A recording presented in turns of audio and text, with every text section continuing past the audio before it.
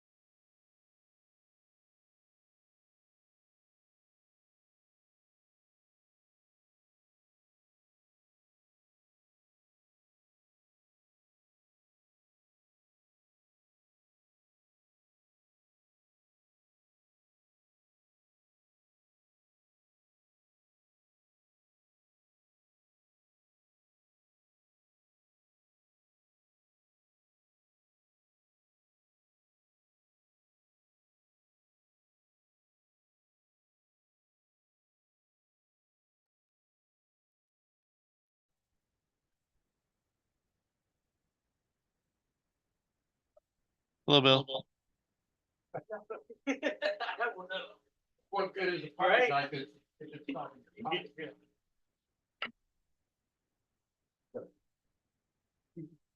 It's like asking somebody for a sticker or anything.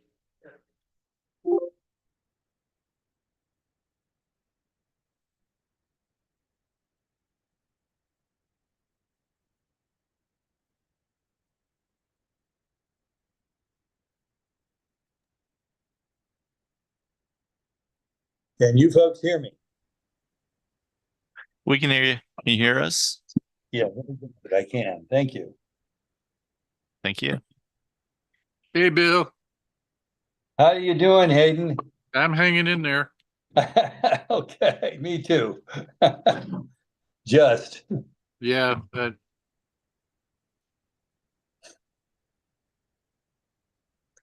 We're involved in a speaker series up in Thousand Oaks.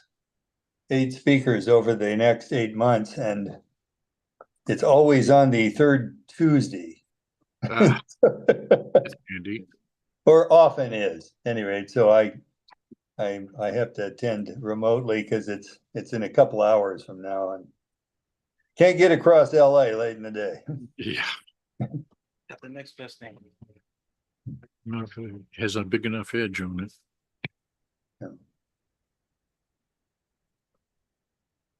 They make them replacing the batteries in these things next to Oh. impossible.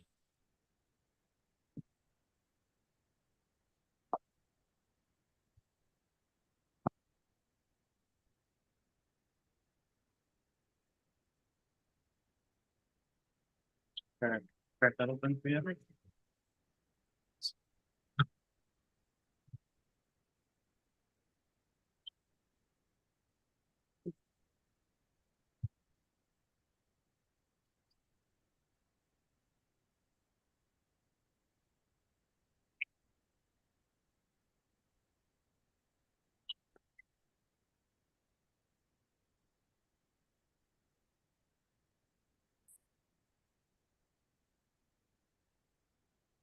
All right.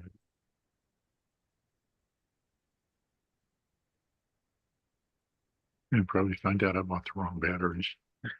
2025. 2025.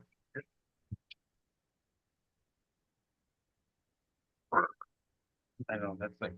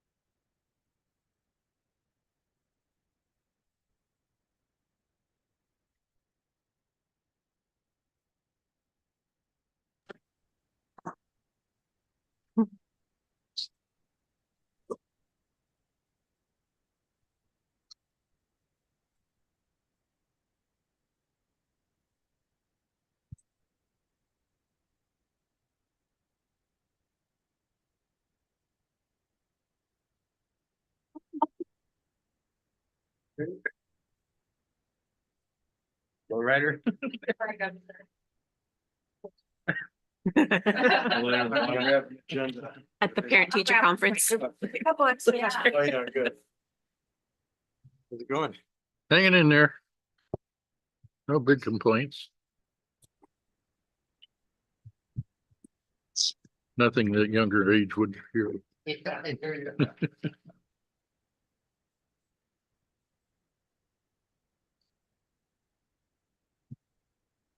The bills also. Can you folks still hear me? Yep. Okay, good. See you too. Can you? Okay, good. That's not so good, but At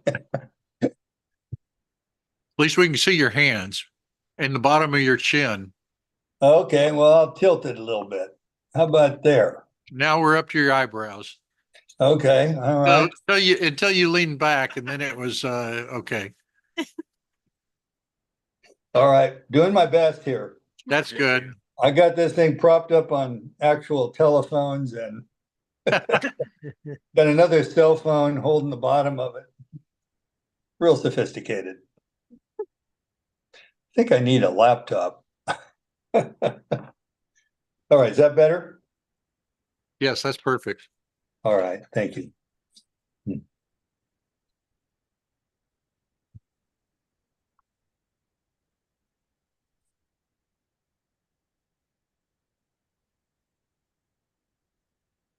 I saw that the state of California is going to approve potable reuse?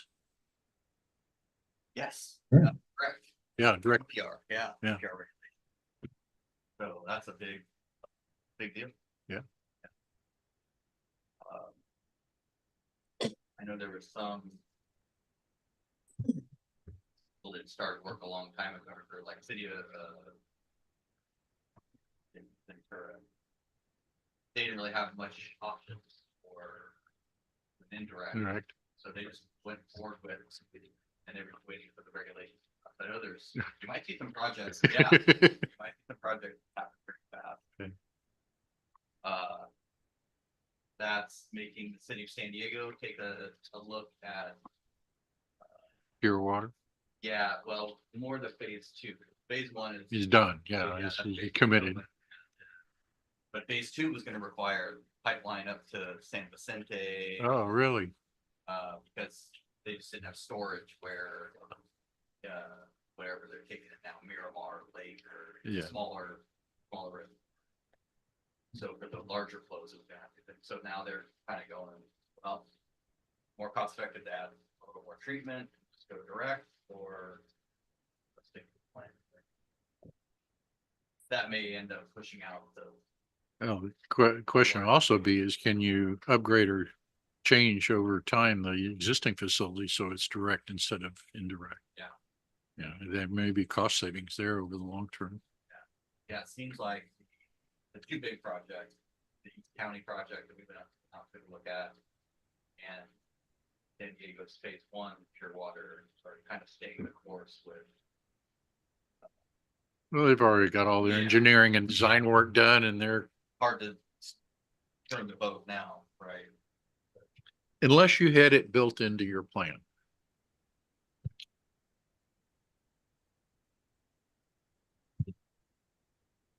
Thank you.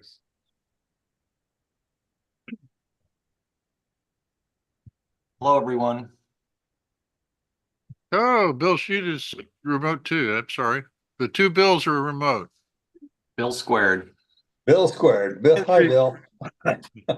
Very well said. Our square bills. Pretty much.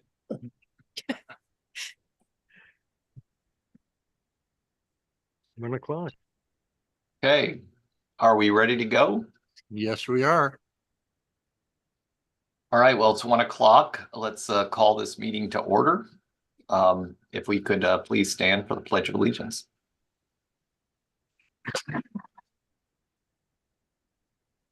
I pledge allegiance Is To the flag of the United United States of America. and To the republic, one nation, under God, indivisible, indivisible, with with liberty and justice for all. It's a great pledge, isn't it? Okay. All right, let's go. Roll call. Bill Shute, I'm present, though remote. Bill Stewart, Here, Hayden Hamilton, Está aquí. James Kozak, Here.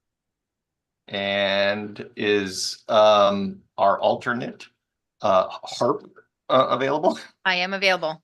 Okay, alternate Harp. Okay, so then let's proceed to item 4, which is the seating of the alternates. Do we have to do anything formal to seat alternate Harp? I think you need to move and approve to seat me.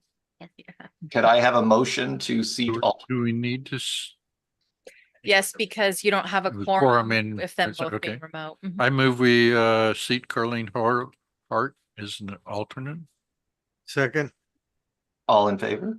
Aye. Aye. Do we need to do a roll call vote on that since Bill and I are remote? I will, however, member shoot, I do not have you on the agenda, your remote address, and so the participation today will be without vote on your part. Okay, I gave her an address in advance so she could publish it. Yeah. Where I'm Oh. located. in case anybody wanted to come visit me, got it. All right. Yeah. So the verbal roll call will be member Stewart, Here, member Hamilton, Here. member Aye. Kozak, aye. and alternate Hart. Aye. Thank you. Motion carries 4-0. Can you vote I for don't think I yourself? can vote on that. one. I mean, yeah. I think she just did. Apologize, 3-0. Abstain. Yeah. Anyway, motion passes. Okay. All right, that brings us to agenda item 5. Any additions, deletions, or amendments to the agenda? None from staff. None for me. I have nothing. Nope. Nor I. Okay, so the agenda will stand. Can I then have a motion to approve the agenda? I move to approve the agenda. Second? All in favor? Aye. No, do we, are we gonna have to do roll call and everything? Because somebody's I- remote. Yes, I will have to for this one. Thank you. Member Stewart, Present, No, aye. was that an aye? yes. Member Hamilton, Aye. Member Kozak, Aye. alternate Harp? Aye. Motion carries 4-0. Thank you. Okay, that takes us to agenda item 7. Is there any public present? No. Any questions sent in for the committee? Anybody submit comments, Therese? I've had none submitted. Thank you. Great, thank you. So I guess we can move past agenda item 7. That brings us to agenda item number 8. Everyone should have the August 20th minutes in front of them. If you could take a moment to refresh yourself, and then if I could get a motion to approve the minutes from August 20th. Unless there's discussion, I so move. Second, All in favor? Aye. aye. Aye. I Roll think all call. of them are roll Yes. call votes today. I apologize. Member Kozak, was that a second on your part? Yes. Yes. Thank you. Okay, a roll call. Member Stewart, Yes. Member Hamilton, Aye. Member Kozak, Aye. Member Harp. Aye. Motion carries unanimously. Thank you. Thank you. That brings us to agenda item 9, comments, requests. And the first up is the general manager's comment. Mr. General Manager. Thank you. I'll try to keep it a little bit brief today. We do have a few things going on. Just one thing I wanted to let you know of. We did have a bit of a billing issue in the first cycle auto pay, and it was really kind of a fault of our own kindness. We actually had there was an issue before, and we had actually extended the bill window by a week. The due date. Yeah, the due date by a week. And so, but I think that's the first time we've actually done that. And a little glitch in the system where our first cycle of auto pay payers, it billed them for both October and November bills. So it's supposed to collect October, but it saw the November bills in there, and so it collected both. So we are dealing with that about 1,000 customers, so not insignificant. So there was a lot of phone calls yesterday, some more today. So we're doing a lot of reversing charges and things of that nature in the moment. So if you hear about that, that was something that came to light. I think on about Sunday it started to pop up, and then yeah, it was pretty hot yesterday. Little quieter today, it seemed like. So I think we got a lot of them handled yesterday. And of course we were reaching out. I had actually a few emails that had come in where people, they were notifying their HOAs and things. Hey, if you got a billing issue, this is what's going on. You can call the district and that. So I think word's kind of getting out that whatever, but customer service was handling that, but a little bit of an unfortunate thing if you hear about. So we spiked your call wait times. Definitely did. 185 calls Next yesterday. month. Yeah, next month might not be a record breaker. But we're swimming in cash, right? Got a little extra cash in early.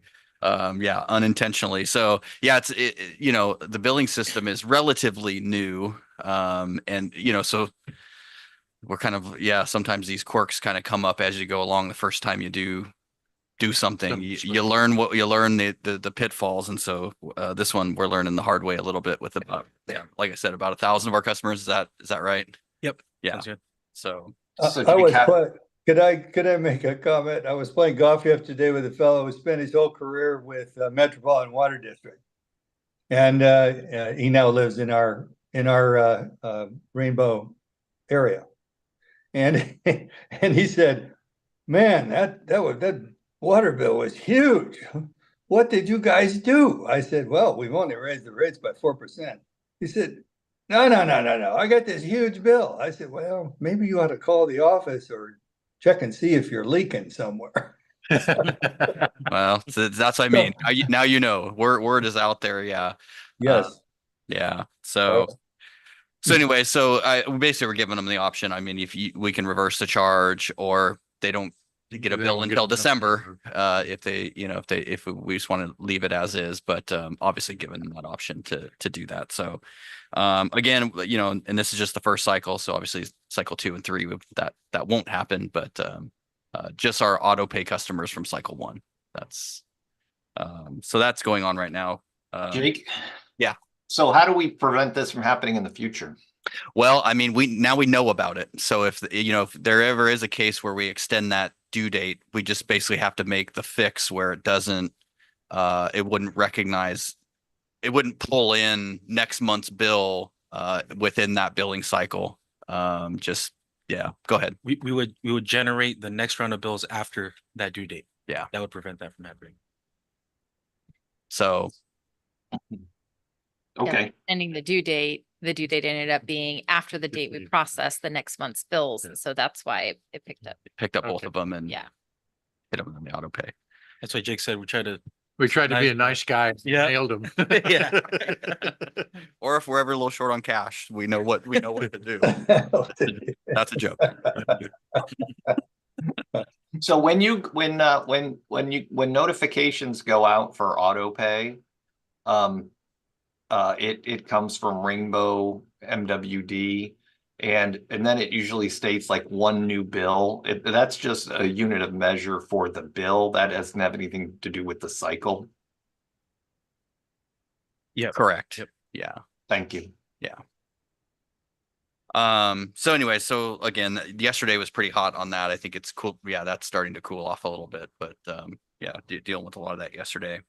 Are you still requiring people to call in, say this problem? Well, I know we've reached out to a lot of customers as well. Everybody we had contact info for that was within that, And then we made the billing period. yeah, we made the reach out. The only issue is we've got, I guess this is my understanding, they have to authorize us then to collect, if they want to, get the refund, then they have to authorize us to collect the November billing. So if they do want that refund, we do have to actually make contact with them. It's something you can't just unilaterally Automatically do. do it. Yeah, unfortunately. So, so a little bit of a lesson learned on this one.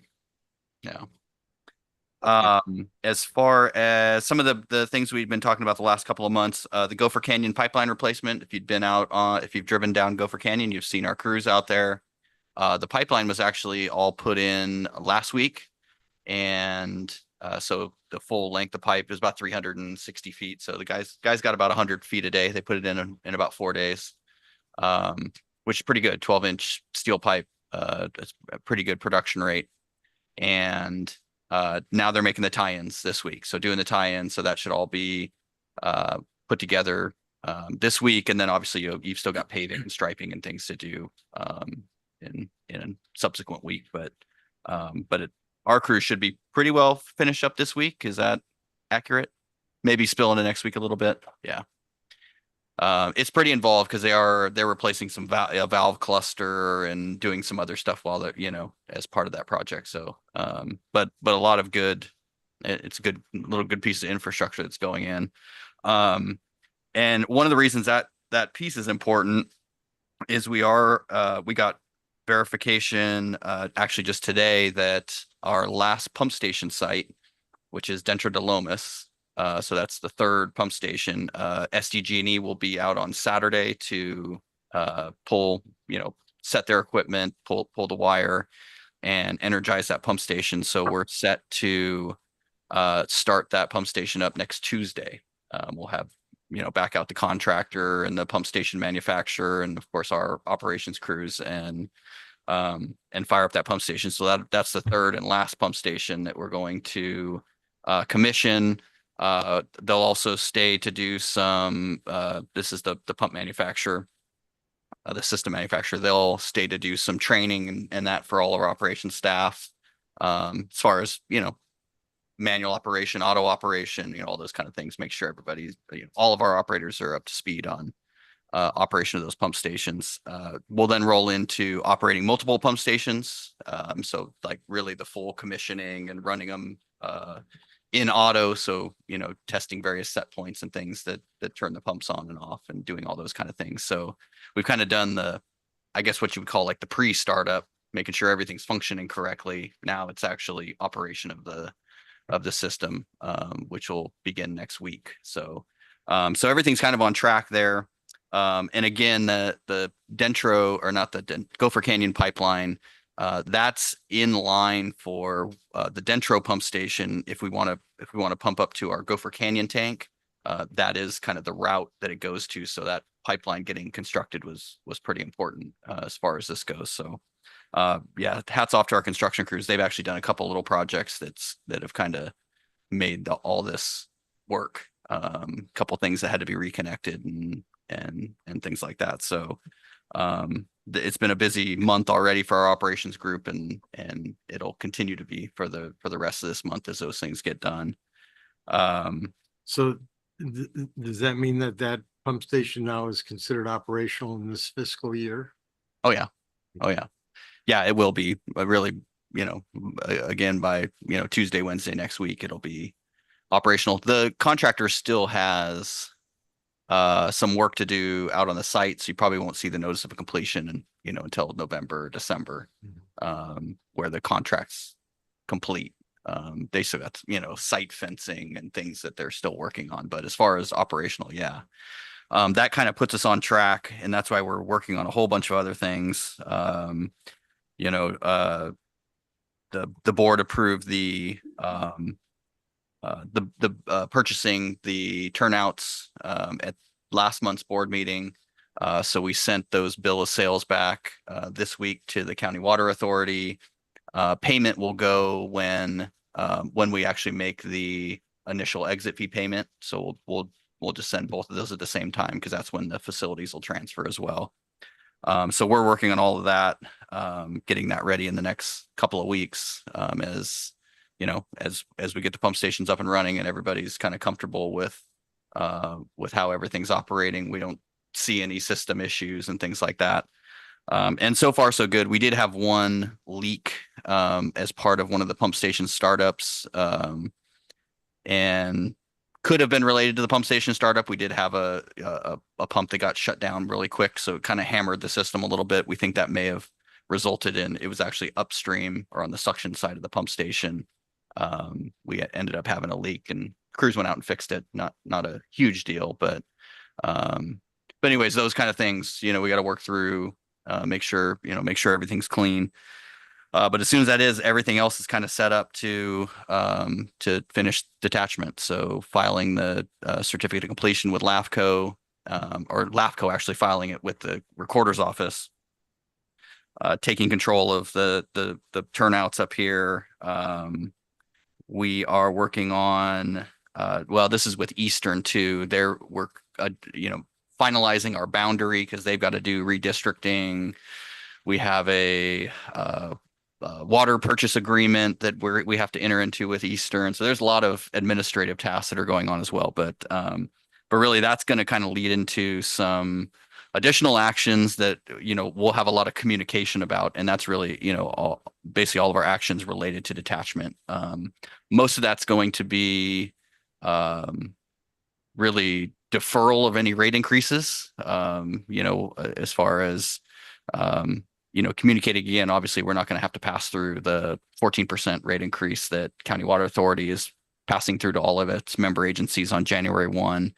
Our customers will get relief from that And so, and there's some other things that'll be coming to the board in the next month or so that'll kind of define all those things. But you know, those will be key items that go into our newsletter, as far as, you know, finishing pump stations, finishing detachment, the results of that, and what everybody can expect. So, so some pretty big stuff coming up.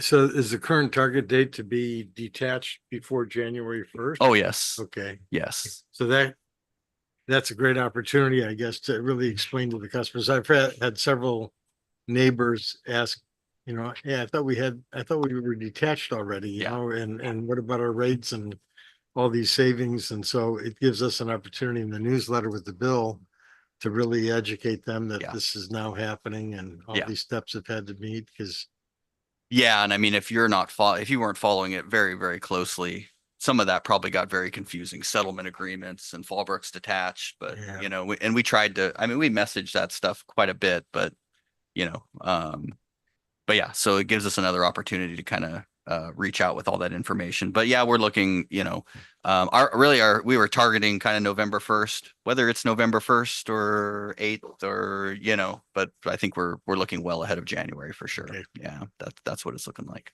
So it's a good thing. Fantastic. The only other thing I was going to mention, and this has been another thing that's come up with some of our customers, is some water quality stuff. We had an issue earlier in the month, or maybe it was late last month, metropolitan issue up at Lake Skinner. You know, and it happens with the hot weather, you know, when you get kind of these extreme heat events where basically you get some algae growth, and they had some trouble dealing with it at the Skinner plant. They had to retool some processes and basically let it cool down a little bit, do some in-lake treatment, I think, to help alleviate some of those issues. But and we didn't have a ton, I don't think, here in Rainbow complaints, but really it was around the county and other places where you know, just some taste and odor complaints, and it was stemming from that. So we had we put, of course, it was kind of the front page of our website, and had kind of dealt with some of that. But so that was kind of one issue. It's kind of a seasonal thing, and it happens. But another thing that's come up is fluoridation of the water, the addition of fluoride. And recently got a ruling from a federal judge to the EPA, which basically directed the EPA to take another look at the target levels for fluoride in drinking water. No ruling about, that anything's harmful, unhealthy, anything like that. But basically just saying, hey, there's concern here, take another look at it. So so that's in the works. That happened very recently, but it kind of brought the issue back out to the forefront. It was in the news. And so we've got a couple of questions on that. MWD actually has a really good, kind of back front 2-pager, I guess, back and front flyer that kind of explains, they do add fluoride to the water. It was basically mandated. It was a California law. So anybody who serves like over 10,000 connections, if you could fund adding fluoride to the water, then basically you were mandated to do it. Well, they got grant money to do it. So basically they did it. So they've been doing that and it's been done for quite some time, 20 years plus, or 1990s for California. 1990. So yeah, And even it's longer been than in our that. water system since 1945. Right. But there is concern out there. There are different studies that show, higher levels, can in fact, negative impacts to health, and in particular, children and things like that. So there is some concern out there. There's, I think the MWD report, shows, it's well documented that at these levels, it hasn't been negative health effects, and a lot of benefits, which is why California moved in that direction. But anyways, been getting questions about that. So obviously answering those questions, not a lot, but just, there are people that it's on, usually it's something they dealt with in the past, and boom, somebody, came back to their, to the front with this EPA, or this judge ruling that the EPA should look at it again. So if more does come on that, we'll let you know. But obviously, we'd let everybody know we don't add any fluoride to the water, but MWD does, and obviously we get all of our water from from Skinner. So does the Water Authority. Water Authority also adds fluoride to the water. So, that's about it. Okay. Any questions for the general manager?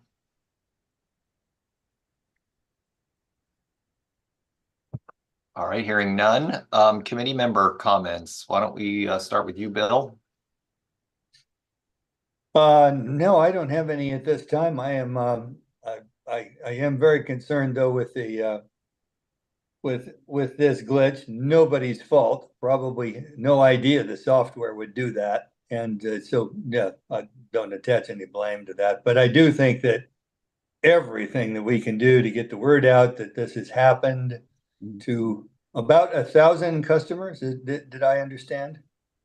We're Correct. involved in that of our 8,000. So it's not a widespread problem if we have 8,500 customers, but it is significant. And that I happened to run into somebody yesterday that got a big bill. Yeah. Was kind of interesting, but so it's out there, and he was talking about it, and he said, "I thought you guys were gonna keep the keep the rates down." And we've been waiting for the promised savings, and so everything that we can do to communicate with those people, if we need to send them a letter directly, I think we should. Yeah. I really think that is important to do, so that letter or emails, if we have their email addresses, but something to say, our system billed you twice, and we are sorry, and you can do this or you can do that. You can do nothing and we'll credit you, or you can, request it, and then we could refund you. But yeah. I would go that far, because that's gonna go around the community like wildfire. Yep. Yeah. That's the only comment I have. Yeah. All right. Well, Bill, tell him that his next month's free. So that I was going to say, tell him I'm going to. his Actually, rate I'm is going really to. going to go down in November. Mhm. I'm gonna send him an email and say, oh, by the way. All right. Thank you, Bill. And we're gonna make it free for you next month. Yeah. You hit this guy. All right. Thanks, Bill. James. I echo Member Stewart's comments about reaching out to the affected customers. It's just another opportunity to tell them that we care, and a mistake happened. And, people are very forgiving if you tell them that a mistake happened and here's how we're going to fix it. It's when we don't communicate is when Yeah. problems occur. Be proactive rather than reactive. Yeah. And you're running a big operation, and stuff like this can happen so it's I think you guys have responded well to date, and now understand some of the things we have to be on the lookout for. I was interested to see if some of the survey comments on the phone calls that we had discussed a couple months ago, we were going to talk about them in our October meeting here, if staff is prepared to share some of that information for us. Yep, I have the slides. Oh, good. Yep. Okay. Well, that's all I have for right now. Thank you. Thanks, James. Hayden.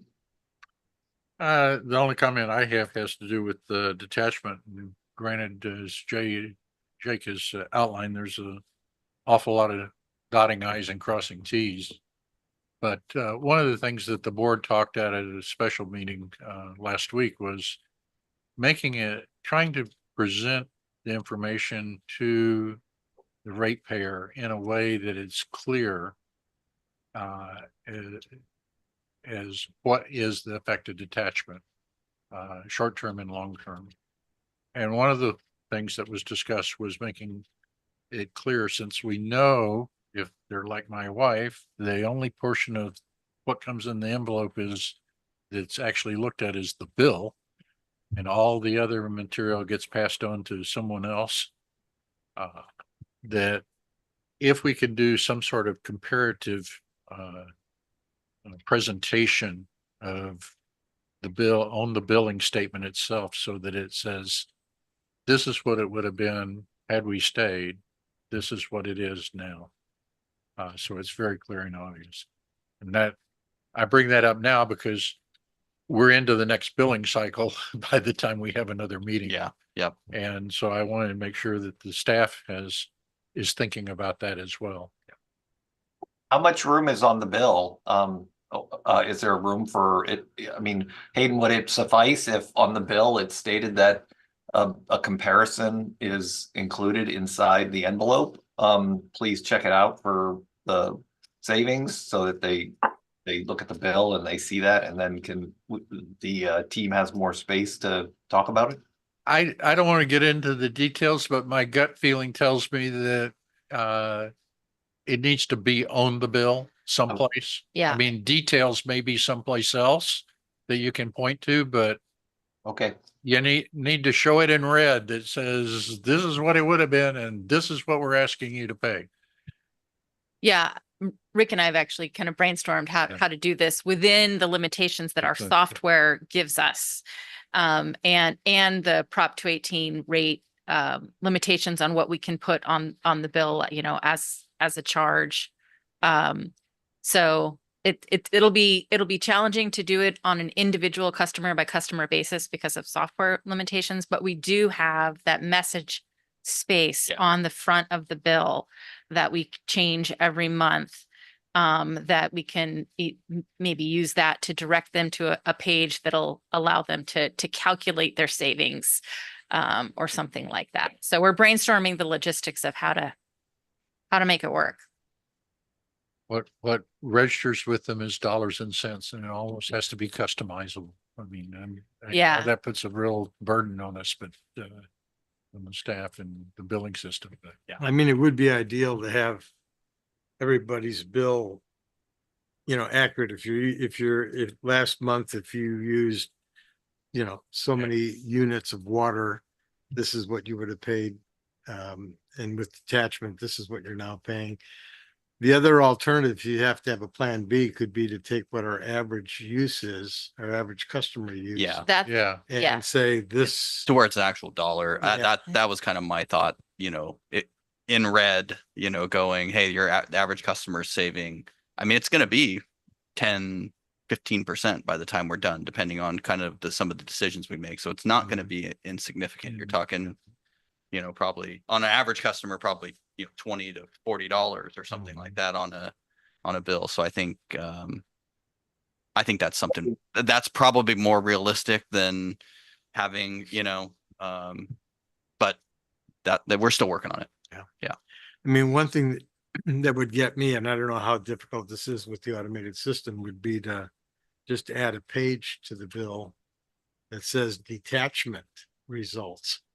And then have it very clear, the average customer pays this, and, you know, you could have a dollar amount. See, I think that's something you could probably point to, like a newsletter, you know, first big box of newsletter, but I mean, start it on the bill and then go, hey, Yeah. look here for, and Yeah, that was my suggestion. I think Hayden's looking for something a little bit more direct and No, specific. and I'm not opposed to that, but like I said, throw I a doubt if my wife's ever going to look past the bill, yeah, you know? throw some dollars on there. Yeah. Okay. Great. Hayden, anything else? That's it. All right, my only comments, I was gonna ask about the water quality event. There was some talking about that in my home this past few weeks. Is there a when we were at Skinner, they talked about how periodically they some of their intake valves and coming out of the reservoir would get gummed up with those snails or whatever those things are. Oh, the quagga, yeah. Yeah, and they'd have to, you know, go in there and really blast those things with chlorine and whatever to clean them out. Was this something different than that? And if it was, is that what I was just discussing, something that is preventive maintenance that happens on a regular basis, that where an announcement could be made that you might notice additional chlorine taste in the water or something like that? Or this was just something unique that happened given the incredible heat that we had for that extended period of time? Yeah, it's the latter, because of the heat wave, and it was more, I think those, the quagga mussels, and that's pretty isolated. I think that gets kind of diluted with, the 40,000 acre feet that's in the lake, but this was actually like a lake-wide event. I see. Algae Yeah. bloom or something. And so they had to, I think they had to bypass the lake for a couple days. They were going directly from the canal to the treatment plant, or at least a portion of it. And they actually had to go out in the lake and do like a treatment. And Gotcha. Okay. and it seemed like it was really about, it was a good 4 or 5 days, something like that. And then it all kind of died down, as far as some of the complaints. And I don't think we got a ton of calls on it. We got a few, but yeah, it was more, there was some chatter on social media. Right. It had happened right at the same time. Just before that, Fallbrook actually had a boil water notice. They had an issue with their treatment plant. Wow. And so there was a lot of confusion on social media too about, hey, I'm not in this area, but my water's Still stinks. tasting a little musty, or it's smelling musty. But it really was. It was we were seeing it in Carlsbad and Escondido, and Sure. yeah, anybody that was getting water off skin. Well, I think it's all about sensitivity. I didn't notice it. My wife did. So, clearly she's got a better nose than me. So that was that was my first two comments. The other one, I just wanted to comment on the community event that took place since our last meeting. I thought that was a really nice event. It was great to hear the perspective of Sacramento. I thought that was good, and how important it was that all the residents within our area of delivery, and as Fallbrook as well, how they came out in such support of detachment, and how that really made a huge difference with those in Sacramento that otherwise would not know where Bonsall, Rainbow are. So that was nice, and very many thanks to everyone who participated in putting that together, coordinating it, and the donated facility and all that kind of stuff.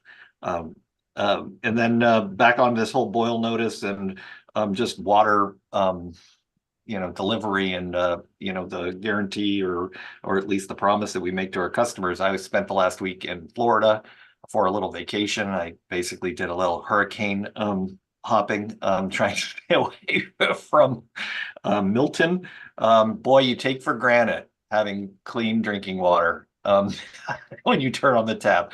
And it was so heartbreaking to see everything that happened over the last 3 weeks in Florida, and how it impacted their infrastructure, whether it was power or water or what have you. So that's just really important. And then my last comment was just on cyber. I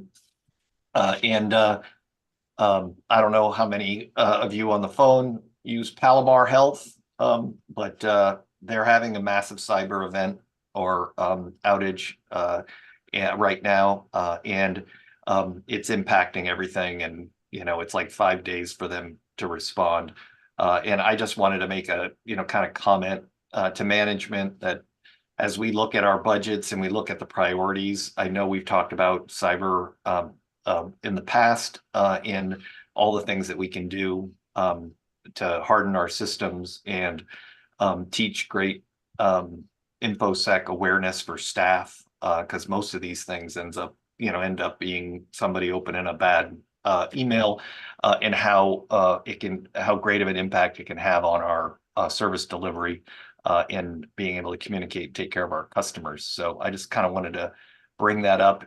Nobody is too small to get impacted and attempted to be held hostage. And it's always pretty horrible when all the computer systems have to get shut off. We talk about this billing error, but can you imagine if, we were having to restore everything from backups, and how big of an impact it would have to operations and being able to manage infrastructure and all that kind of stuff. So I just wanted to bring it up. It was just one of those things that just happened, and kind of made me think about chatting about it with this group. So those are my comments.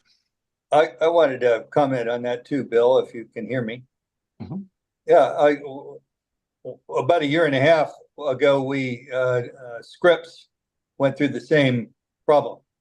Mhm. They were shut down. Their data was entirely taken, and they were held hostage for about a 3-month period, and finally ended up having to pay to get their data back. In the meantime, my wife was undergoing treatment for cancer. I was doing a replacement. Just day-to-day operations were just almost impossible. Appointments were completely scattered, and was all the information. So it is commonplace. Everybody's been hit. You know, sooner or later, this has become a problem. I give thanks for Ahmed and Yep. for the work that we're doing to keep our system, free of that kind of incursion. And I would applaud continuing to make a huge emphasis on keeping our data out of their hands. And So, Freddie. yeah, absolutely. And the rest of the staff who have to cooperate in doing that with the protocols that Ahmed sets up. And all those fake emails he sends out, right? To try to. So, no, good points, Bill. And again, I just think it's, as a utility, it's important for us to keep focused on that. All right. If those are the ends of comments, Do I will make comments? Oh, yeah. Oh, sorry. I'll absolutely. I just had Harp I comment. just had two quick updates. The first one is related to new accommodation or accessibility requirements for the Americans with Disabilities Act related to our website. So Amanda and Ahmed and I have met, and Streamline is kind of upgrading our plan by force. But there's actually some so it'll cost us a little bit more, but they will automatically audit the website, the new pages, to make sure that it's in compliance with the new ADA accessibility requirements. They offer an indemnification guarantee up to a certain amount to make sure that, they're helping us kind of continuously audit it and comply.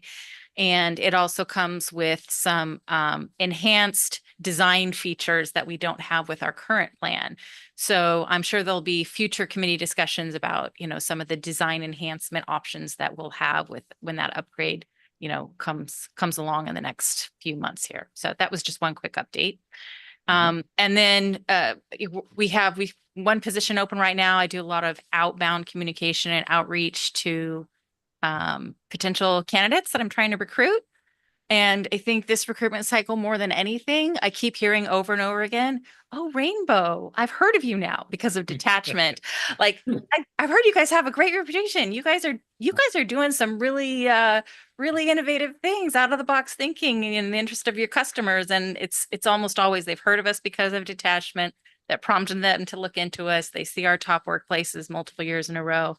So it's been great that, all these efforts over multiple years are resulting in that kind of a response when I do that kind of outbound outreach to try to recruit great people.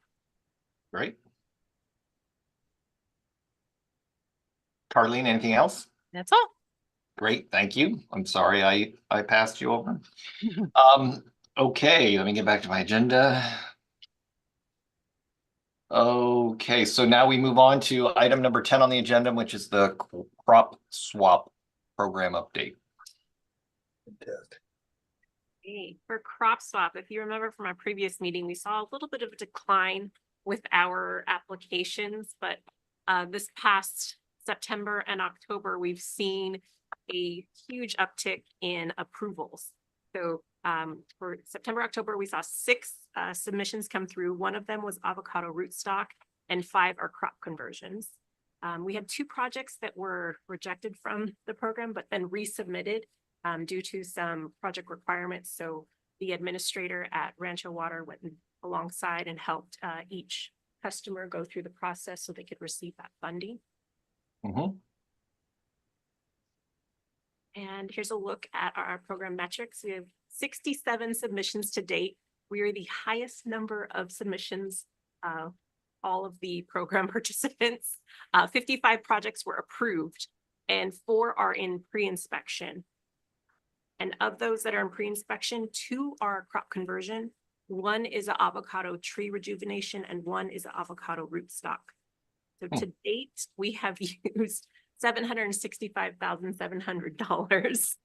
We've gone way beyond that $200,000 amount allocated for just us and dipped into the communal fund of just over $565,000. Just to stay on that for 1 second.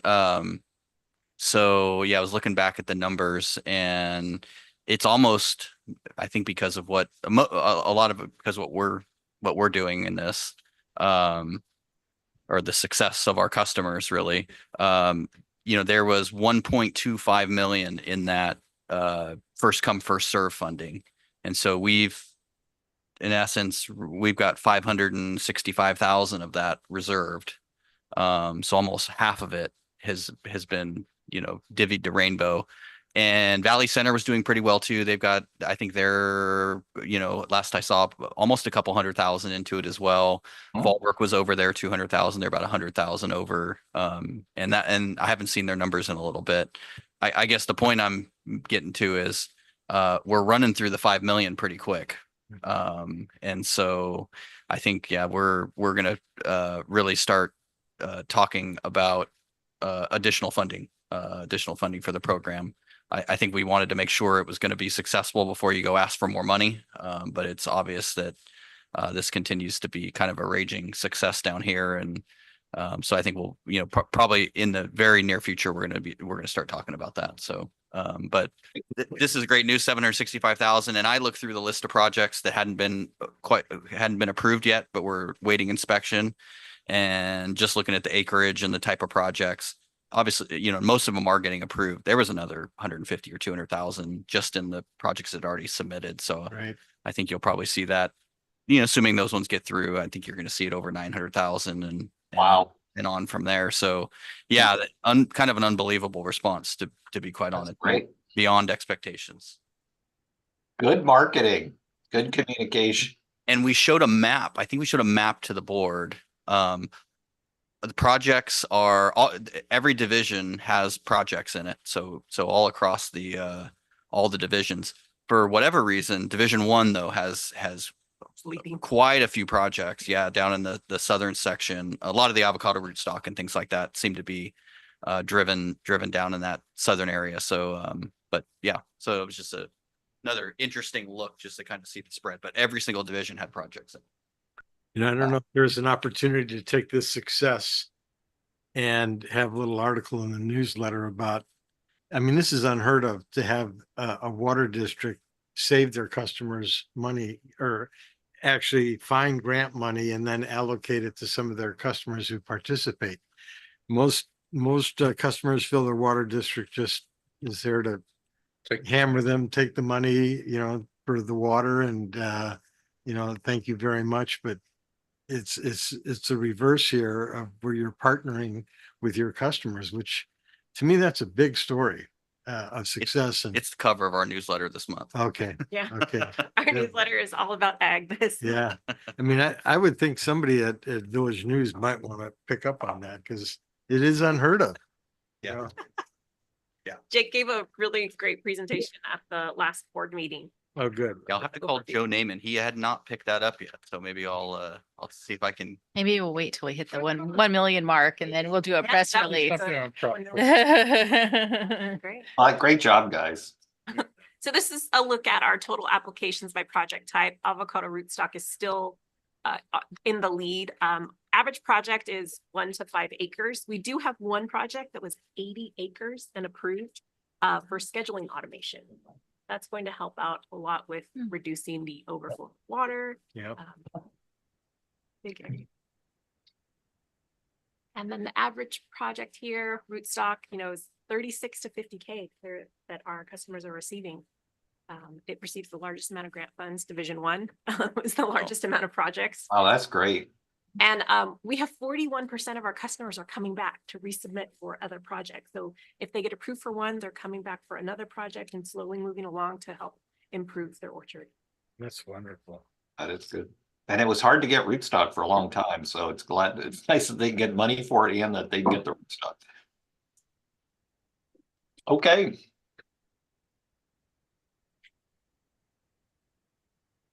Any questions on crop swap or other comments?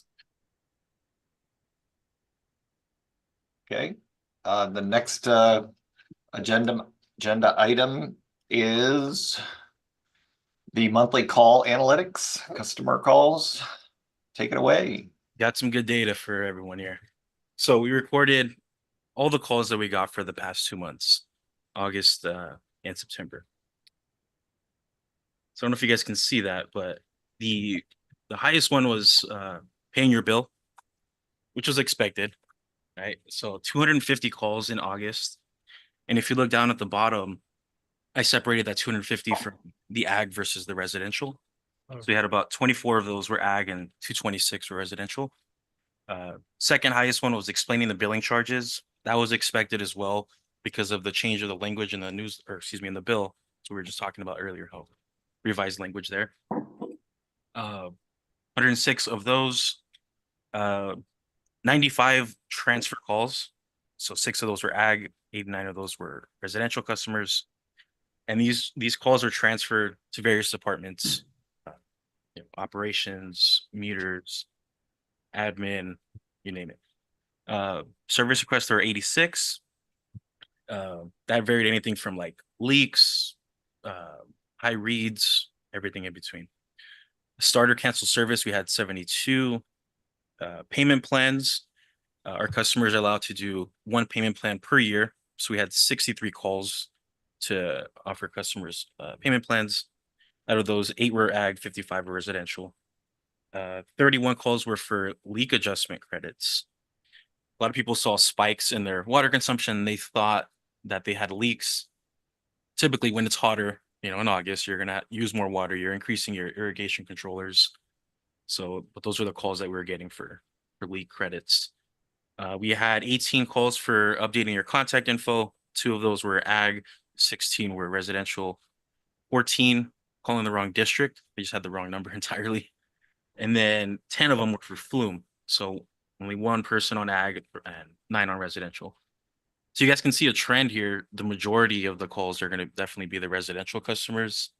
And there's going to be less of those ag customers that we're receiving calls for. And then September, you guessed it, paying your bill again, right? 279 for September. Same thing. So 81 of those were ag, 198 were residential. Something I wanted to highlight just with these, since we had 2 paying your bill calls back-to-back months. When we're looking at this data, we're looking at ways to kind of improve our processes, right? So if we're getting 2 months in a row with a lot of people calling to pay your bills, we're just really analyzing the options that we offer to our customers to pay their bills. And I don't think there really are any additional options that we can offer. There's about 6 different ways that they can pay. They can pay in person, they can mail in a check, they can mail it into with the payment coupon that they get in their bill. They can drop it off at the Dropbox here. They can call and make a payment over the phone. They can set up auto pay. They can pay at the US Bank branch, local branch in person. That's about 7. So from this information, what we gathered is people just want to talk to a live person, right? A lot of people don't want to put their card information online and save it. They're kind of skeptical to get hacked, and we're just talking about cybersecurity. So a lot of these customers just want to make the one-time payments over the phone, and they don't want their data saved anywhere. So that's why this number is so high each month. And the setup auto pay, how was that? I didn't remember seeing that in the month before. Was that in the month before? That was not in the month before. So what caused that that activity, do you think? So we just had a lot of people. We're really promoting the auto pay, right? So since we had a spike in the pay your bills, right? So we went from 250 to 279. When we were looking at that data from August, I basically got with my team and I said, look, since we're getting a lot of calls for paying your bill, let's offer the auto pay option. Mhm. Right. So that's why Nice. remember you have an increase for setting up auto pay. But That's great. 279 for auto pay, or excuse me, 279 for paying your bill. The auto pay was 31. So we're 51. Gotcha. In banking, that would be like a cross-selling thing, which that's great. Yeah. It's good. We're just really promoting the fact that, they don't have to make that phone call and, just let's work for them. AutoPay just does it for them. That's great. So how hard was it to collect this info? Very difficult, very time consuming. So I owe it all to my staff. Customer service reps are amazing. It definitely took a lot of extra time, recording this data, entering in the account number, the reason for the call, and then going back to what they're calling about, right? Especially when you have a queue of callers that are waiting. But I'm glad that we did this. We have a lot of good data to go off of, 2 months in a row. On this one, same thing, as August, explain the billing charges was in second. Service requests 96, transfer the calls again, it was 83. So I mean, the rest of them were pretty consistent with the prior month. But, Sure. Yep, and then again, 10 calls for Flume, 2 on ag, and then 8 on residential. So now that you've gone through this, is there any way to make this easier? Where we could capture this information on a quarterly basis or something and see if there's any, I don't want to put you guys through the ringer here. I think it was good data to have, but if our systems don't make it easy, if there's not a little screen or a little box that we can fill in, while we're taking the call, and it's a manual spreadsheet or something. Any thoughts on that? Or I was thinking about that. It did take away a lot of staff time. It's a lot of multitasking. And after speaking with Ahmed, there's no way to really automate this. It's very manual. We had 2 separate forms, one to record it, and then another spreadsheet where it got saved where we can edit the information. So we had multiple windows up at the same time just to take this information down. I guess my question would be, what would be, what are we looking to do with the data? And, my initial thought was, to improve our processes. So, we could see month over month, we have paying your bill was the highest. And then on this month, that's why we promoted the auto pay. Right. 2 consecutive months, all the calls are pretty consistent after the paying your bill and explaining the billing charges. But I guess back to your question, with the increase of calls that we've been getting the past couple of days, it's definitely make it a little bit tougher on us to gather data and, a lot of extra staff time with that. Well, I guess I would ask basically, if you see, now that you've collected this data and you can see what the 2, largest drivers are, of calls, is there a way to at least capture, between 1 and 3 or whatever the, maybe even just the top 2, and then be able to figure out when we make changes to bills, when we, do anything that could potentially impact the call volume that's calling in about their bill, either making a payment to the bill or needing to explain charges. Are we seeing a increase or a decrease or something like that? I guess I would, look at that, whatever those key couple of drivers are, and think about the things that happen inside of the district that could impact that, whether it's, an improvement in a reduction, or, as you talked about, if you have more and more auto pay customers, you should see the blue line go down, right? Yep. So I don't know. I'm just throwing it out there as, are there, is there a way to maybe track the top 2 and see if we can impact those, or anything that we do that it does impact those, right? Maybe they're the canary in the coal mine for a couple of things. I don't know. So just something to think about. Maybe you guys noodle it a bit, you know? Yeah, maybe I can get with Ahmed and see if our phone system has the capability, like whenever we end a call, we kind of like dispatch it and we assign it to a certain category, right? So it'll record it like end call and then that was paying your bill or that was explaining the billing charges. Yeah. Was it or wasn't it, right? And then it'd be nice to be able to look back and say, you know, we've dropped, you know, people calling in to pay their bill by 20% this year, you know, or, you know, with the detachment and changes to the billing notices and things like that, we've seen a, you know, an increase or a decrease in, you know, people confused about their bill. So I don't know, just, I would think about, obviously, those are the two big things, right? Does it warrant somehow trying to keep track of them if they're improving or increasing or decreasing? That's all. The rest of it's interesting, but it's, you know, to your point, it's hard and it's ticky-tack stuff, right? Is there room for other comment right now on this, Bill? Oh, sure. Yeah, I was thinking as he was making his report, because he did comment on each of those issues that are outlined in the graph. I was just thinking that this information is gold. It's gold in the sense that we know why those customer service calls on bills spiked, particularly if this data included the double billing period. It did. It does not.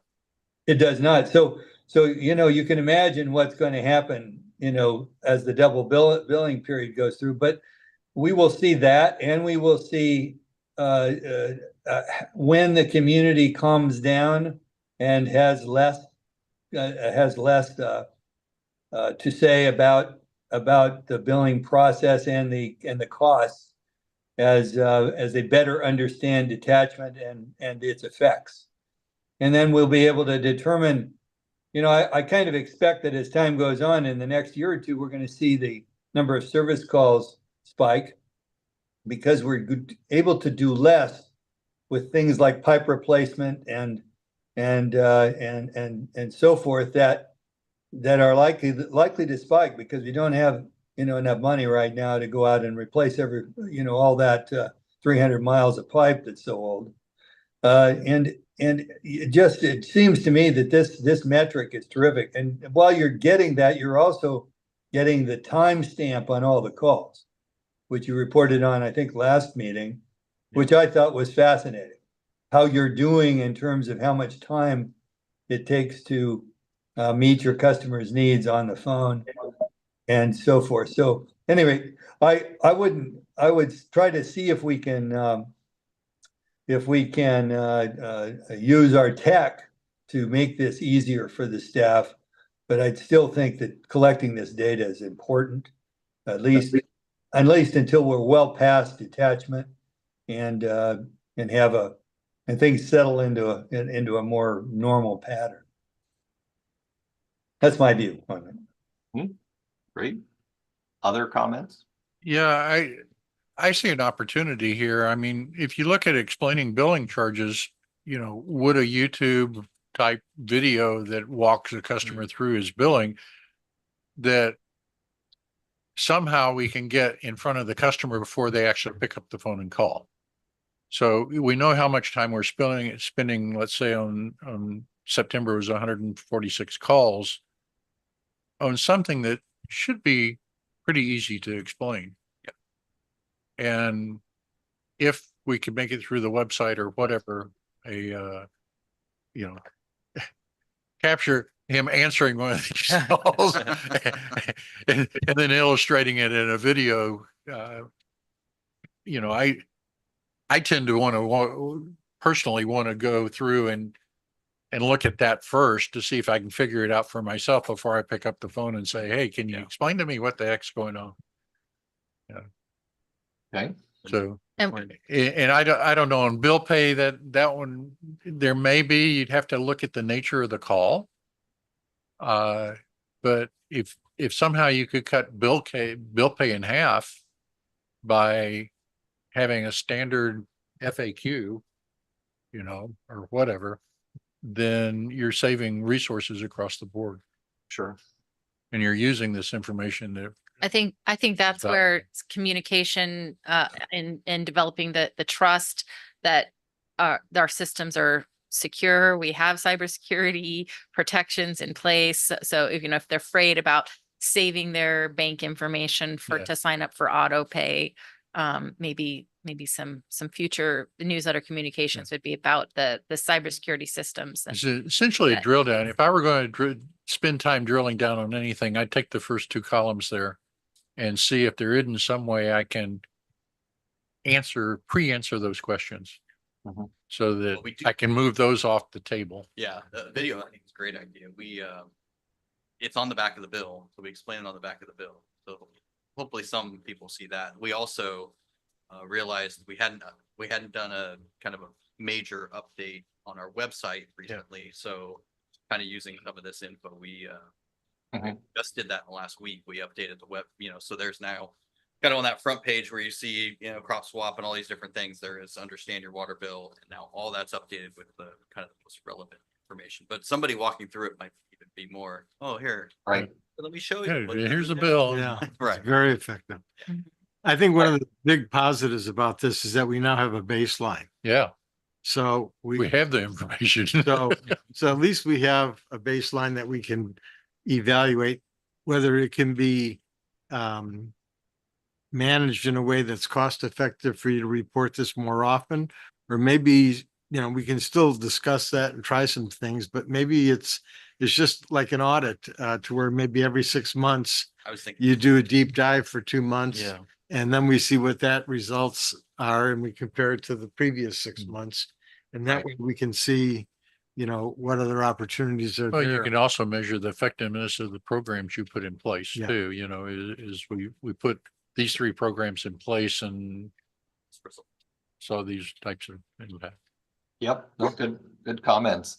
And then I also on service request, I mean, I don't know all the different types of service requests that people would call in to customer service for. I mean, I know there's something on the website to start and stop service or something like that, but I don't know the extent of all the service requests that come in, but can we highlight or or focus on the different types of automated or online service requests that can be generated by the customer without having to call in. Yeah. Good point. Yeah, that form that you're talking about is to transfer the service into your name, like if you're purchasing a property. So that won't allow you to submit a service request. So they can send there's a contact us form they can fill out, and then we'll get that in a format of an email. But typically whenever we get these service requests, we get them by phone. And but I mean, it's still good to be able to talk to the customers. I mean, it gives you, like, you wouldn't have a chance to talk about setting up auto pay, so I'm not trying to say automate things, for the sake of automate things, but I think it does point out that you have a lot of activity that's service request related, right? And, so that's good. Well, I mean, I think that, again, good data. I just don't want to, it can be overwhelming when your systems don't cooperate with capturing this information. So, but I appreciate the effort that went into providing this quarterly look or 3-month. Is this something we want to share with the board? And we could maybe, Yeah, maybe we can put it in our report staff out- report. Yeah. Yeah. Report out from this meeting. That'd be good. It'd be good. Yeah. Well, thank you for your efforts. Oh, Yeah. you're welcome. And then one thing left over from the last meeting we had when we were talking, when I presented the quarterly call metrics, Member Shoot wanted to see in relation to how many calls we had, how many callbacks were involved with that. So that's the slide here. So you can see out of the 954 calls in May, 12 were callbacks, Wow. 7 in June. The reason why that one was a little bit higher is because we did have one of my team members on vacation that month, like for 2 weeks. So a lot of people were just requesting callbacks, and then back to 12 in July. So not too many. It's been pretty. That's very surprising that there's so few. And it also shows how how much of improvement and how great your call metrics are as far as of being able to get to the ratepayers when they're calling in, right? When you think about hold times and all those kinds of things, because a lot of times those metrics are driven down by, automation where, callbacks make it, an instantaneous and it drives your number down. So having so few just is another feather in your team's cap as far as being able to get to the customers as they're calling. So that's great. Yep. Other comments, questions? Nope. Well, thanks so much. That's great information. Hats off to your team. Please let them know that we're all very appreciative of what they gathered, and it's helpful and it's informative, and that we appreciate it. So thank you. Thank you. Amen to that. Okay, moving on. Item 12, community events update. This past weekend, we attended the annual North County Fire Open House at Fire Station 1 with the support of our operations team. So thank you, Robert, for sending some of your supervisors to help out. We handed out 285 pieces of promotional items. So that included cute little water bottles we have here. Hand sanitizer was a really big hit with everyone, as were these new stickers that I designed with trucks and manhole. What do those look like? Do we have a sample on the presentation? We don't have it on there. I grabbed these last minute, but Eight wants one. He said wrap a with lunchbox. information about us. Stickers. Yeah, that's where do your great. rates come from? A fold out little poster that included the top 50 plants that are safe for planting in California. Gave away Yeah, 50 you. gardening kits with a shovel and gardening bag, as well as some coloring books, and then use water wisely wheel here. And candy. Candy's always a big hit at that event. But we got to network with a few other agencies. FPED was also there, the Burn Center, 911 dispatch, and of course the fire department. So it was a very short event, just 4 hours long. We got a steady stream from the baseball teams playing on the field across the way. But a lot of our conversations were with customers about rates. A number of conversations were with FPUD customers asking about detachment. They thought we were their new water provider. Yes, so I'm not sure if the new logo and all of our, you can see down here, there's a little photo of the table. It's If that similar may throw to- people off. It's similar to EMWD's logo. There's some similarity. That's great. Answering questions with You say regard to yes? detachment. Yeah, they were already detached. And then we are in progress for detachment, but overall it was That's really cute. good event. And then Jack would appreciate that. and next week we have our speakers bureau. This is new for us. We are going to be having a few opportunities on the 25th for our IT manager and engineering managers to speak with computer science and chemistry classes. They've been corresponding with the teachers to connect our real live implementation of their curriculum. So we look forward to that. And this is a photo from our previous field trip that we had on site here in April. Yeah, somebody put on their clean jeans. Yeah. This is another opportunity for special district recognition too.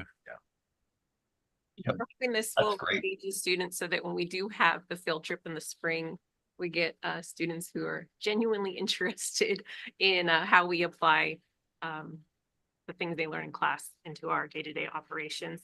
We're also extending an invitation to Palomar College to speak with their water and wastewater technology courses. So something similar to what we're doing at Bonsall, we want to Good recruiting connect opportunity. with the local colleges.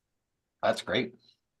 Fantastic. I think the more we can get into the schools, the better connection they make, and they help educate the parents. Yep. On what's going on. Well, and it's also a good pipeline for potential employees. Yeah. Recruitment. One comment on the handouts. They're very well done. Do you have any in Spanish? We do not. That was a one-off item that we created the last for the minute? avocado festival. Oh, okay. We had some leftover. Okay. We try to use Yeah, all of our sorry. leftover promotional items from Avocado Festival for this, but we went through a lot that the event in April. So we replenished a little bit of those. Okay, just something to think about in the future. Yeah. We do have the CCR report in English and Spanish available at the front. Although I don't think we've handed out many. Any Okay. Spanish ones, yeah. But we do Okay. have, information on our website, and there is the translation tool on our website to be able to. read the Wonderful. information.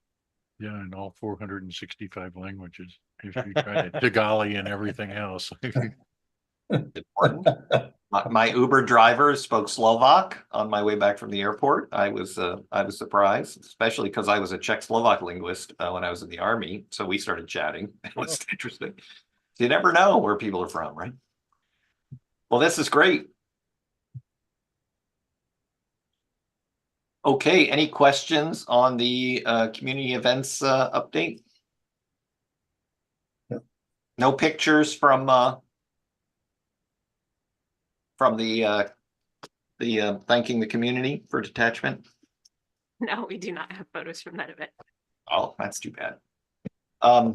Good sunset. All right, newsletter planning, unless there's any questions. Okay, item 13. Hey, October, we're all in on ag this month to celebrate National Farmers Day, which was on October 12th. We give an overview of history in our area of farming, from dry farming all the way through till the boom of the 70s and 80s of avocado groves, and then some tips on how to support your local farmers with local stands, and then a quick shout out to the Bonsall Elementary School farmers market that they have every Sunday. We go into our grant funding programs, highlight the number of dollars that have been allocated to our customers there, that $765,000 number, and introduced a program that we haven't really highlighted in the past, but we had one customer in 2023 who received a very large amount of money for a project with the Water Savings Incentive Program from MET. There's a link down there to a video highlighting their project and how they saved 75% of their bill with improvements to their grove. Yeah, it's an interesting program. This was a guy out in Rice Canyon, 60-acre avocado farm that it sounds like he completely redid. Densification, yeah, all kinds of ground cover, all kinds of stuff. But it's a program that's through Metropolitan, and basically what it says is, show us how you want to save water and we'll help you fund it.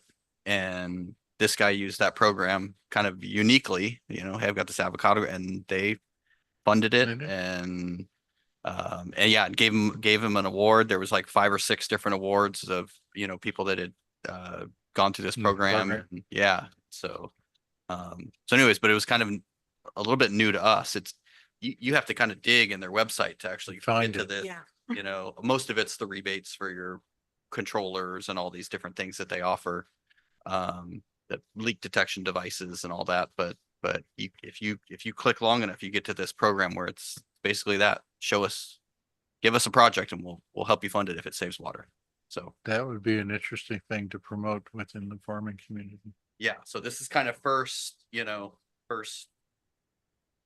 squash at it. Obviously Crop Swap does a lot of the same, Same. a lot of what we're targeting, but this could, and I think there's plenty of funding available in the program too. So It's a little bit more cumbersome of a application process Mhm. than Crop Swap, and not as user friendly.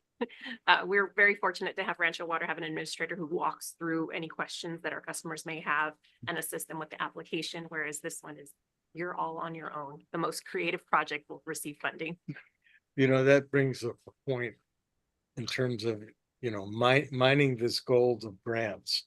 And is there an opportunity to get an intern or somebody that can be dedicated to going through Metropolitan's process and finding some of these things, and then yeah, well, actually, what we've been going through, we're still searching for that right partner here, but we actually issued an RFP because there's basically firms that will do that for you. Basically, they'll marry up. Hey, here's the makeup of your district, the projects you have, CIP projects you have, And then they'll do all the grant funding research for you and kind of go, hey, here's your best avenues for all these different different applications. So that's kind of what we're doing. Our thought right now is we're gonna outsource it. We are gonna have another we have a vacancy in our finance division right now, and that could be a portion of their Yeah, duties. that is planned to be a portion of their duties is to help with the grant Right. searching. And we do have an intern who just started recently in our supporting our communications and public outreach. So we have some specific projects that she's going to work on this semester and next semester, wrapping up the strategic plan document and content calendar and things like that. But this is also the kind of thing that we can ask her to help research the grants for our customers and communicate that. Yeah, I was going to say this is kind of an indirect funding. Yes. We benefit for the results of the customer benefiting, or Yeah. ratepayer benefiting. So yeah, promoting those programs would be advantageous. Yeah. But I think we agree with you that having some internal capacity to assist, I think we're definitely on board with that. Yeah, Yeah. I mean, it takes an effort to, why they make it so hard to find, I don't know, but. They don't want to give the money. Yeah, I think so. But it's a great opportunity and obviously our customers have responded and. Yeah. Great. So. And the backside gives a review of rebate programs available for both commercial and residential customers on how to create a beautiful, sustainable water saving landscape. So we have the turf and tree rebate program. So there's about $2.1 million available still left over from MET. The application process link there is there with a QR code. And then we highlight some of our California friendly plants list and link that up to our website. There's also a water footprint calculator. We spoke about it a couple of months ago, but this is how to find our virtual water usage with use of everything from blue water, which measures the surface water use. Green water is the amount of rainwater used to create an item. Gray water measures the amount of fresh water to dilute the wastewater that's generated in manufacturing. So you go through this whole survey, and in the end, it shows you how much your digital footprint is and areas that you could save. So whether it's through reducing the amount of water you use in your house, outside, items that you have shipped to your home instead of you going to the store and purchasing them. It's from the Water Footprint Network. They put this together, so it's a free tool. Anyone can use this. It's wonderful. And we also give information on the general election and how we have a ballot drop box outside of our office, the hours that is available, and link that to the sdvote.com for more information about the election.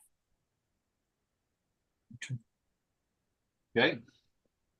And coming up for November and December, November will be all about detachment. So that's where we're going to touch on the construction progress, also the value of water. So we really, really want to emphasize to people, and this is a little bit how I went over with customers on Saturday, was that 100% of our water is imported. And the costs associated with that, the savings that we're going to have with changing water wholesalers. We want to create an infographic that really kind of drills in the fact that we are going to be saving with detachment, and also touch on the taste and hardness of water. So that's going to be all about water, that issue. We may have room, might not, this is hopeful thinking here, for a photo recap of the Bonsall High School classroom visits and then our customer service survey. So that will be a very collaborative process with all departments helping us update that. And in December, we will give a bill overview, a graphic on the new bill layout, a video, I already have it in there, of how to pay your bill. So a screen recording that'll take you through step-by-step how to do that. And then also sign up to receive your bill via email and the auto pay process. We'll have an update from EMWD, letting them know to look out for a letter with us changing water wholesalers. And then PSAR, kind of a little bit of that going away, how that process will roll out. Rebates from MET on toilets, washers, and rain barrels. And then a reminder on holiday office hours. the last few weeks of December. So the EMWD, that was a, that they experienced this up in Fallbrook. EMWD wants to send a letter, basically, there'll be a swap out of there's a, these are pretty minor charges, but basically it's on the property tax bill. Right now there's a county water authority, it's like a standby charge. It's per acre, and I think it's like $10, something like that. So if you have 2 acres, it's $20 or something annually on your property tax bill. Eastern, so that will go away. Eastern has a similar charge though. So everyone that's in their area, and it's based on kind of where you're at in relationship to their infrastructure and Met's infrastructure and whatever. And it'll be smaller. I think it's in the magnitude of like $4 to $6. So kind of insignificant either way, but there's a change. And so their concern was, well, people are going to see this new charge on their water bill. It's really not. It's tax bill. It's just on their tax bill. Yeah. It's really just a swap. But I guess when they did it with Fallbrook, it was confusing to people. And so that's, I think so that's what the lookout for the letter. Yeah. So we want to kind of message, this is what's happening. You don't have a new water provider, right? It's just, there's going to be you'll see a change. It's actually a slight savings. Yeah. More savings. Yeah. Thank you. Yeah. I mean, even if it's small, every penny counts. Yeah. Yeah. Okay. Jake, can't hear you. Oh, I was done. Man, I thought we lost your mic there. Okay, are we done with this slide? Yes.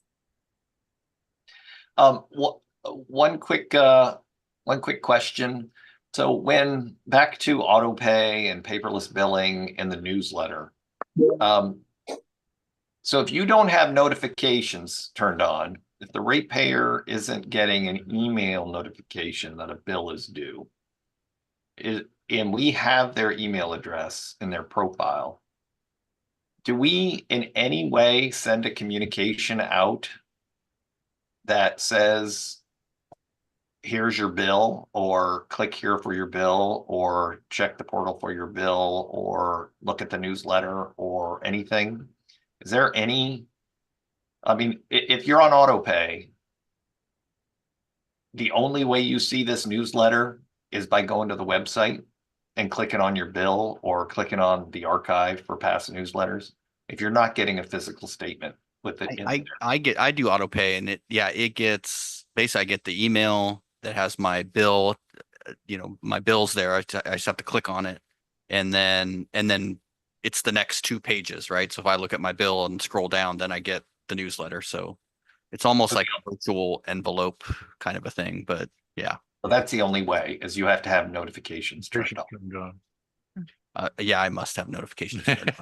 We did discuss yesterday with Ahmed about the opportunity of emailing all of our customers who are signed up for online bill pay, to send them the newsletter so that they receive it in a timely fashion, on the 10th of the month. And that's something we're looking to do next month with all of these communications about detachment. Yeah, because I think there's a difference between not wanting to get an email to be notified that my bill is due because I've already signed up for auto pay, right? I don't want you to remind me to do something that I've already automatically set up to be done, right? There's no action required by me because I've signed up for auto pay. Yet by doing that, not wanting that extra email, I won't get a notification or prompt to pay, I guess. I won't get an email that Jake just described that says, click here and you can see my bill. I'd have to go to the website, right? Does that make sense? Is that correct? Is there you can opt out of notifications so you don't get anything? Right. Yeah. Okay. Yeah, you can opt out of them. But typically whenever someone signs up for auto pay, there's an option there you can select where you can select like remind me 3 days before the bill is due. Okay. Notification. If they don't select that, then it'll basically send them an email that says your bill's ready. Go ahead and sign into your profile on our website to view the bill. So that's what it'll prompt them to do, to sign in. But Because, that's different than what Jake just described. but Jake's subscribed to the notifications. No, I understand. I'm just saying, but that email is different, Oh, right? So, but everybody gets one that has. Your bill just got paid and to view it. So everybody gets Right. that. yes. Okay. So an opportunity to go in, but not the. To log in, right? I'm Right. just trying to differentiate getting an email that says, here's your bill in your newsletter, or click here for your bill in newsletter, versus a notification that says, hey, your bill is due in 3 days. Right?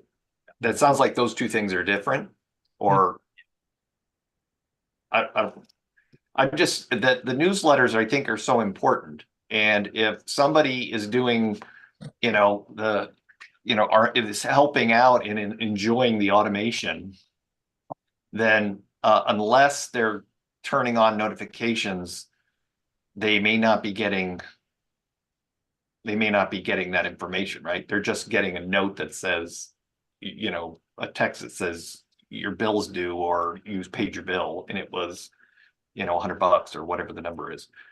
I'm just saying, is there something different in our setup where we can always send a communication to the customer? It doesn't have to be We can set, bill related. we can set up specific lists, that where we actually have an email address, we can, create lists for specific things like monthly newsletter or Yeah. leak alerts in your neighborhood or things like that. The legal requirement is that they have to be able to permanently unsubscribe from Yeah. that. So, some of the upgrades that we were looking at with the new website features, will help facilitate making that, managing Yeah, the lists. and really that's what I'm trying to get to. Is there something we can do to make sure that we can electronically deliver the newsletter, even if somebody's not getting a notification for bill pay, or because they're signed up for auto pay and wouldn't be delivered that newsletter in a hard copy, right? So From what Carlene said, Bill, it sounds like we could create a newsletter mailing list, which is either an opt-in or opt out. yeah, And it wouldn't necessarily have to be restricted to ratepayers. well, again, I mean, I'm just saying to have somehow separate it. addresses for, so. But if So you what have an opt-in option, then, Mhm. I mean, on my nonprofit, we have the ability for non-members to actually sign up for the newsletter. It's Yes. electronic, so it costs us nothing to, so Right, and that's really what I'm trying to get to is that, if you're signed up for some of these auto things, the newsletter, you have to go get the newsletter. It doesn't come to you, that's all.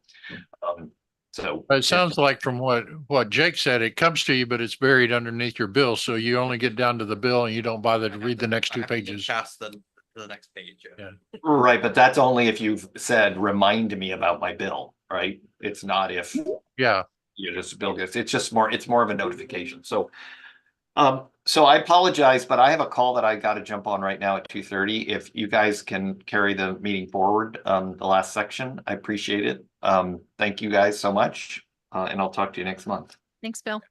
Thank you, Bill. And our last item is public communications.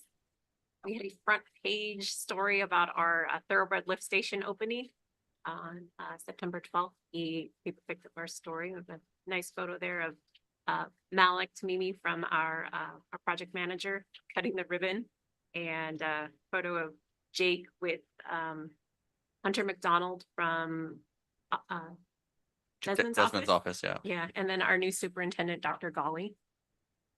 And Village News really enjoys coming to our meetings and reporting on every big ticket item. So we have a few here about meter reduction decisions, switches to in-house maintenance, approval of Gopher Canyon repairs. That's a half-page story. Yeah, Good. big write-up. I like it. And that was all first. One of the questions I have, do we have an account on Instagram, Facebook, and X? We're working on the social media policy, so before we can roll out with that, we need to have admin code in so that we can have those regulations in place. Okay, So- because I think those are another opportunity to get all the good things that are happening in the district out on social media. Well, it also includes next door as well. you know, which is more local social media. But, Mhm. Okay. Users. Going back to public communications and related media stories, do we have any plans for a detachment event such as turning the last pump on or?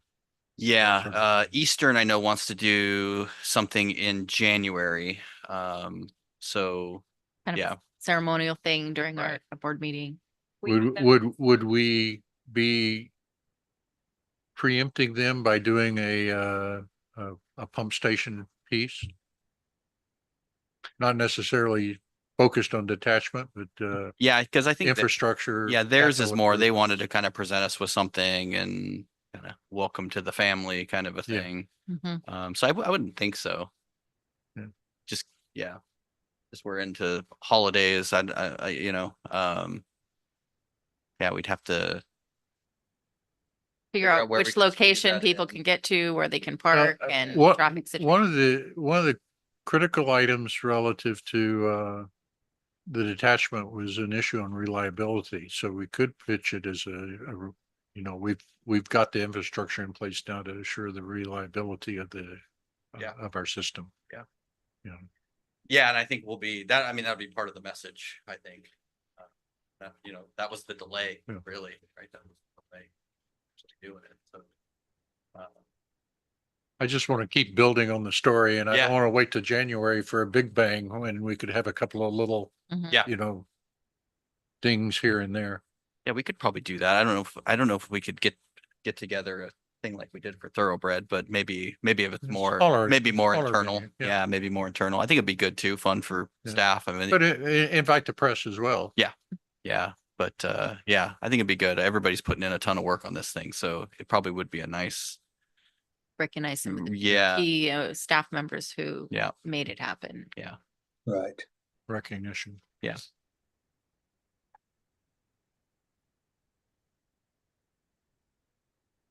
Anything else on public communications? Item number 15, listed as suggested agenda items for the next meeting. I have the quarterly call metrics. And we have probably something relating to billing.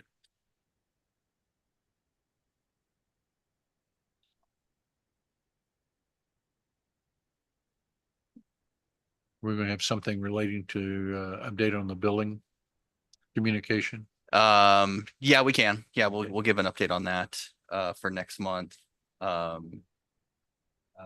Obviously we'll talk a lot about the newsletter and detachment Yeah. messaging and Stan- kind of where we're at. Standard items. Yeah, yeah.